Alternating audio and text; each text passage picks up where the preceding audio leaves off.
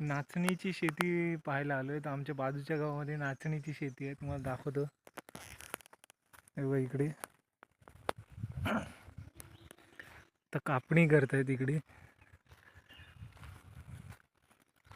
भर उन्हामध्ये.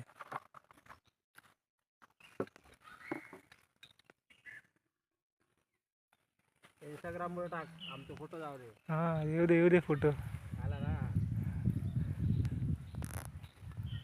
आता ही आपण काय सुकवतोय काय? हा, हे सुकवतो. सुकवल्यानंतर मग झोडपणी करणार. जोडायला पाहिजे. मग झोडणार ते कसे कसे झोडणार कसे? बांबू नाही, बांबू असतो. बांबूने. जोडतात. मग ते दाणे बरोबर वेगळे निघणार त्यातले. वेगळे होतात. हा. मग आता हे उन्हात का ठेवले सुकायला? सुकायला ठेवले. मग सुकल्यावर याचा काय कलर बदलतो काय की कसं आहे? थोडासा बदलतो कलर. हा.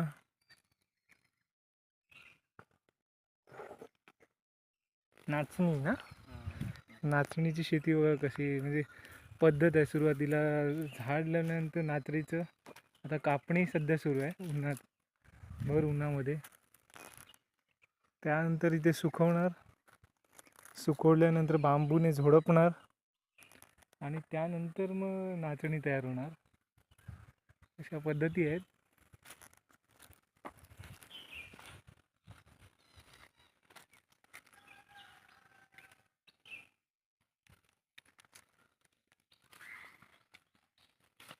म्हणजे यायला किती वेळ लागतो म्हणजे पीक यायला? अंदाज 3-4 महिने लागतात. 4 महिने लागतात.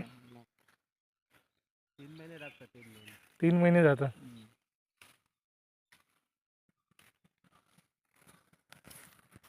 छान आहे बघा. इकडचं वातावरण पण अतिशय सुंदर आहे.